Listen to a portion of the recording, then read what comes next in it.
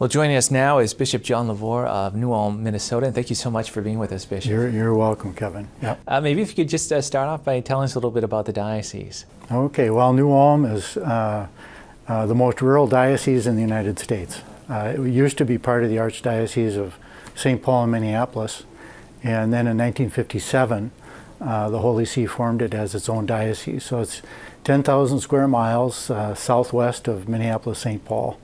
And it's all farmland.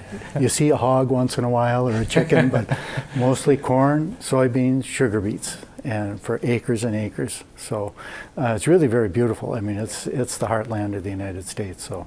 And I know you've been there for about 5 years now? 5 years, yeah, okay. Exactly. What was it like coming into the diocese, and is this your first diocese or bishop? Right. I was made I was a pastor and then was made bishop and assigned to New Ulm, and it's been very good. I knew the founding bishop, Bishop Schladweiler. It's a German area, you can tell by his name, Schladweiler. And I knew him when he was retired and would visit him in New Ulm, and he would take me around to various places and churches and things. And if I would have told him at that time, I think I'm going to be Bishop of New Ulm, we both would have had a good laugh. So it's familiar territory to me, and I'm very comfortable there. The people are down to earth, salt of the earth, practical people. So very enjoyable being there. Okay. Now, I know we've been exchanging some videos on faith formation too, and I just want to talk to you about that too, and the importance of having aids like these television programs or videos on faith formation, especially sort of getting new evangelization going and trying to reaffirm people in the faith and having them understand a little bit more about their faith. That's right. Yeah, it's very important. We're of course very much committed to the new evangelization, and then also the Eurofaith, which we are going to be completing now. But so we looked at various things that we could do. One of the things that we have in the diocese, we just finished and promulgated, is what's called the fourth plan for parishes. So there were 3 plans before, and this is the 4th diocesan plan. And what I did is to put a theological framework as the preamble to the plan.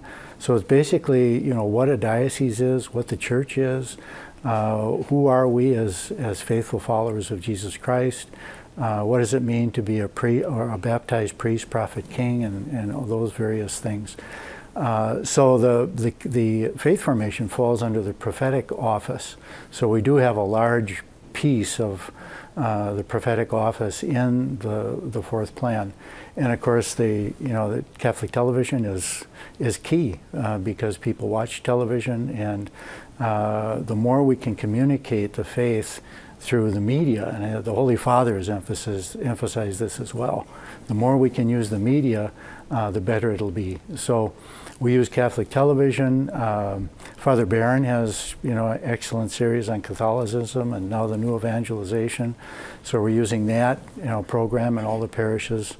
Also, there are good programs like Endow for women and Bible studies, Jeff Caven's Bible studies. And so our faith formation person is always busy, arranging these things, helping, parishes to arrange people to come in and advertising the television, what's on, and all of those resources that are available. So it's key. I mean, this is what obviously we have to do to energize people to really go out and profess their faith. I don't think Catholics are used to doing that. It's kind of, we go to church and then we live in another world, but we need to live our faith, and that's what I'm trying to emphasize. Get out and bring the faith to politics, sociology, economics, laboratories, business offices, wherever you are, live the faith. So this is a very, very important piece in our new evangelization.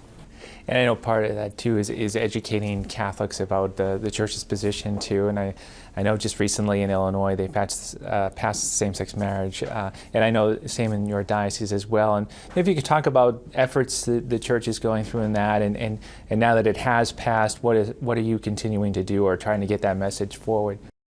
Well, in Minnesota, what we've tried to do is to promote the beauty of marriage and what it is. and how it comes from the hand of God, and how marriage and family life reflect God here on earth. That we're created in the image of God, and that we're made to love. You know, just like Father, Son, and Holy Spirit love one another, so man and woman and children are meant to form that reflection of the Trinity, that reflection of love here on earth, so people not only within the family but outside the family can experience that love of God. So we really are trying to stay positive. And the marriage amendment in Minnesota was very simple, just one sentence, that marriage is defined as the union of one man and one woman. And you know, the no's outweighed the yeses.